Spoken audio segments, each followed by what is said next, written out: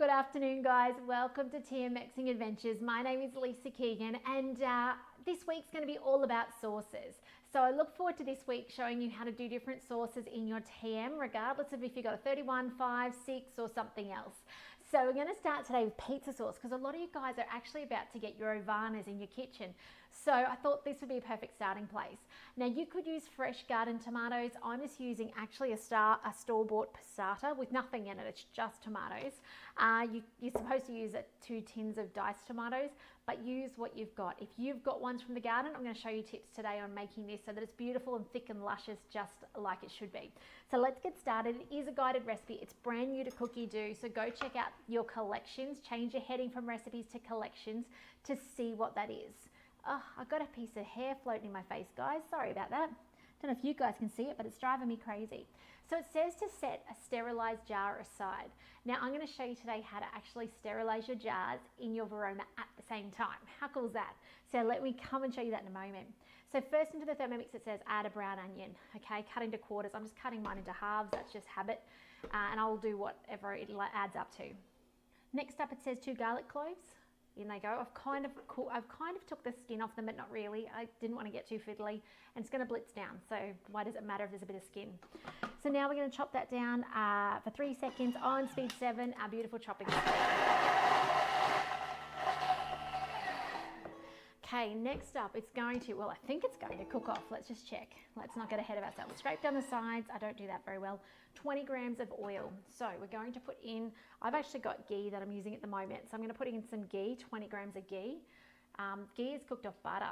I didn't reset my scales either. Oh well. Yeah, it's a beautiful cooked off butter product. So I had butter a few weeks ago, probably 3 or 4 weeks ago now. You guys might remember where our fridge defrosted itself. So I had to use up the butter. So I cooked it off into ghee.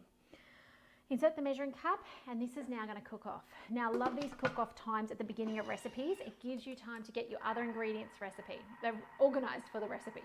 So in this recipe it actually calls for tomato paste. Now do check your labels on your tomato paste. Some tomato pastes have salt, additives, flavors, things like that.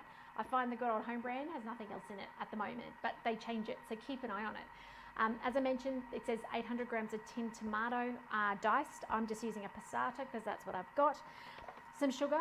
I'm using a monk fruit, which is a low carb sugar, but use what you'd normally use. If you've only got brown sugar, use brown sugar. If you've got raw sugar, use raw. If you've got castor, use castor. Use what you've got. You could probably skip it, although I don't know. Who wants to give me a thumbs up or a thumbs down? No, don't do thumbs down.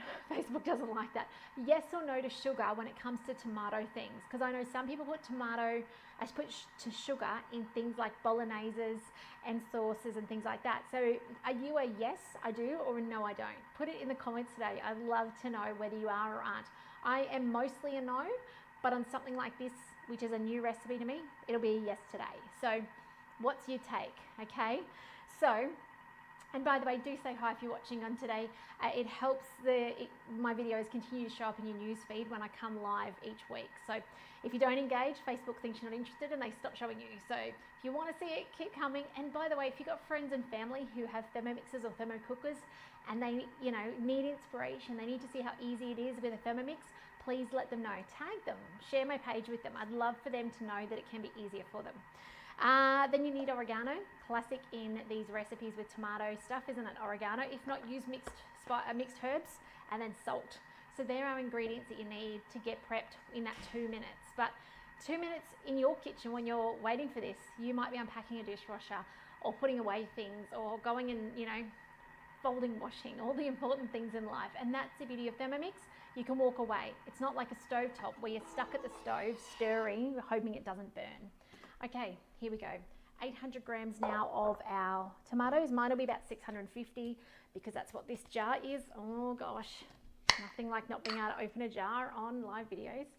In this goes, how much is it? Yeah, about 600 and something, that's okay. I was a little light on the onion, so this will kind of counteract it out, right? Okay, next up, don't be tempted to add some water to this to shake that out. I normally would. If it was going into something like my massive mince, I might add a little bit of water and shake it out, but that'll make this too liquidy. Okay, now if you're using homegrown tomatoes, then you certainly are going to need to cook this longer because you'll find it has to cook that water out. It has to boil that water out. So Boys, can you close the door? The flies are coming in. Sorry, the kids have just appeared. They must be know I'm talking about dinner. Okay, 2 teaspoons of oregano. Where did I put that oregano? By the way, I get lots of questions about these little containers. They're called Mobins. Thermomix used to stock them. They don't anymore.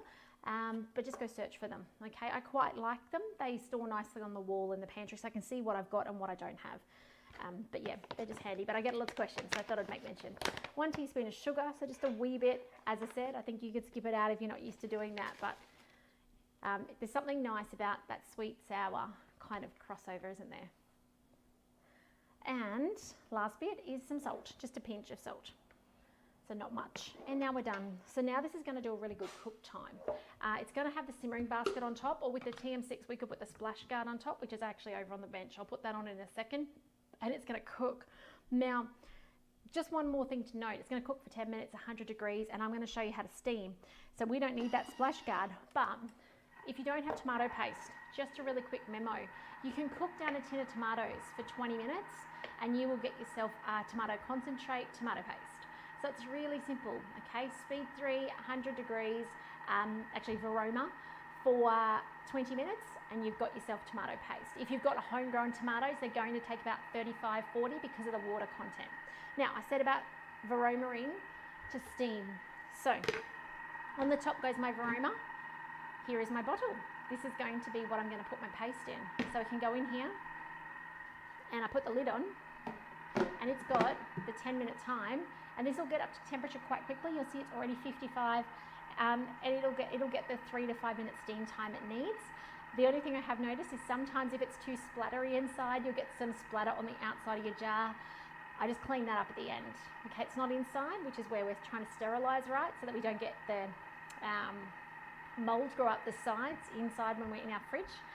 Another tip I have seen and was told lately is store your jars upside down in the fridge so that the air is, this here is contained. Another tip for the trade. Anyone else do that? I don't know. Anyway, guys, that's it from me this afternoon. I hope you had a fantastic weekend. I hope your Monday has been lovely. Thanks to those of you saying hi this afternoon. I will be back. Actually, I won't be back this afternoon, but I'll be back tomorrow to do some more sauces with you. I will share a picture of the final product. And I hope you're making these sauces to put in your fridge. There's nothing better than making homemade sauces that you can take claim to and say, I made those. So I hope you really do feel that sense of achievement when you make them. And I can't wait to see your pictures, so do share them with